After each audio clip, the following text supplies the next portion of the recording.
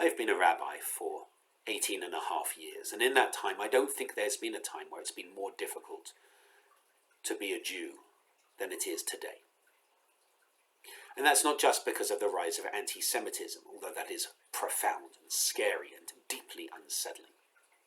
That rise in anti-Semitism is particularly now seen on social media, where even the world's richest man agreed with an openly anti-Semitic tweet, where Osama bin Laden's screed from 2001 after the 9/11 attacks that he planned and organized, where he blamed Israel for the 9/11 attacks and for the world's problems. Now we see that being shared again and again and again by people in today's society who agree with it. That's deeply, deeply unsettling. But it's not just that. It's not just the fact that so many of the people who we called friends and allies, we realize may not have been such good friends or such good allies, that actually we may not be safe around them. It's not just that, it's not just this realization that a lot of people are finally coming to see that anti-Semitism exists on the left as much as it exists on the right, albeit in differing forms. The anti-Semitism on the right is an anti-Semitism that seeks to end individual Jews by violence, whereas the anti-Semitism on the left seems to really focus on erasing Jewish identity as a whole. So there's an unsettling feeling for sure for so many of us. But it's not just that. It's also difficult because of the ethics of war, because of the morality of war. Because when you are at war with an enemy who will stop at nothing until you and all of your people are destroyed, and when that enemy hides deliberately amongst civilian targets, the ethics of war are really, really complicated. And so we're struggling. We're really struggling at the moment. And that's why last week we launched Prayers and Poems of Pain and Peace. And I've asked last week, and I continue to ask this week, I ask you to please write something down.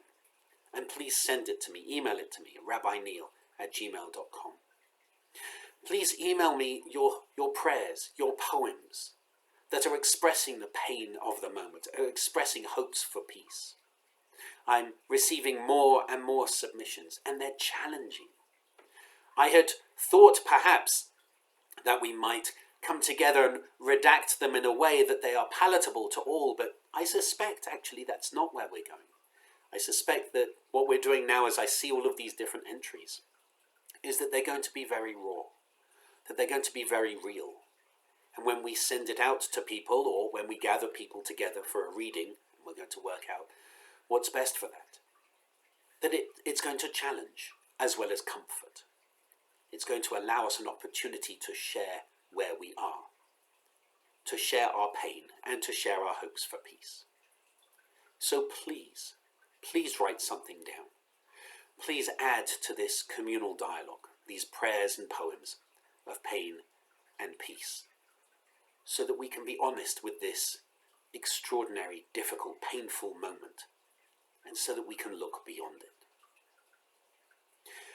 And also, while we wrestle with all of these things, we have a duty to the world, a duty not just to stand up for what we believe in, but to help those in need.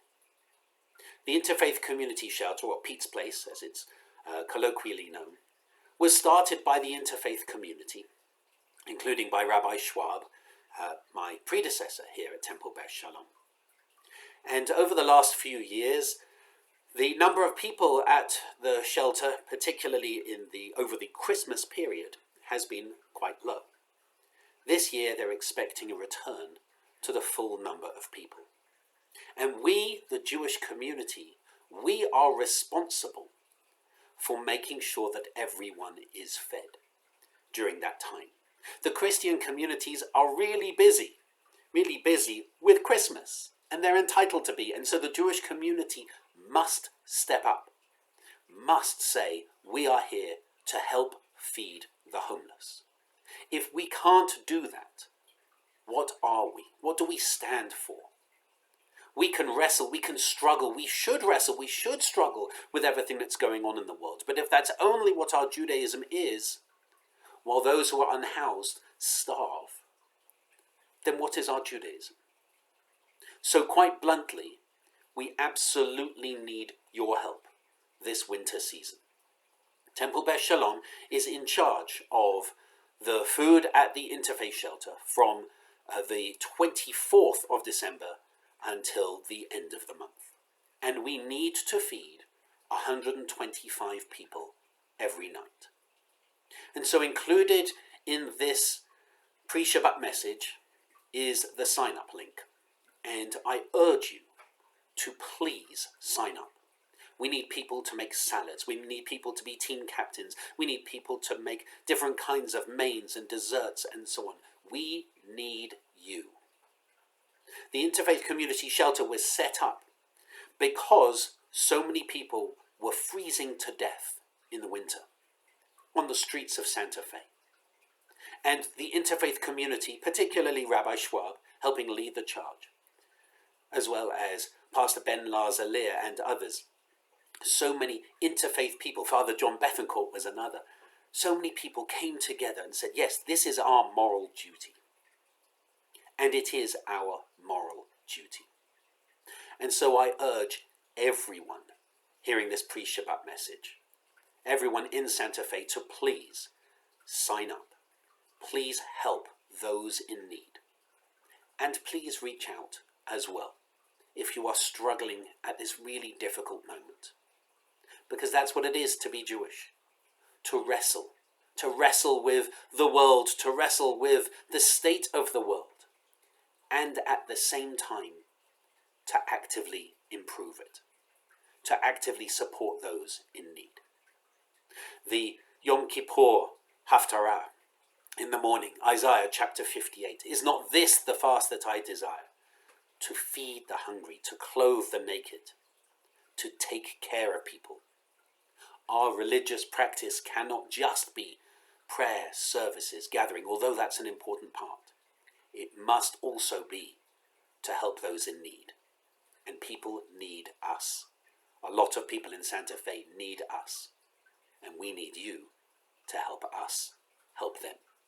So please, I urge you, click on the link below and sign up for at least one evening of helping to feed so many people who really are in desperate need in Santa Fe this winter.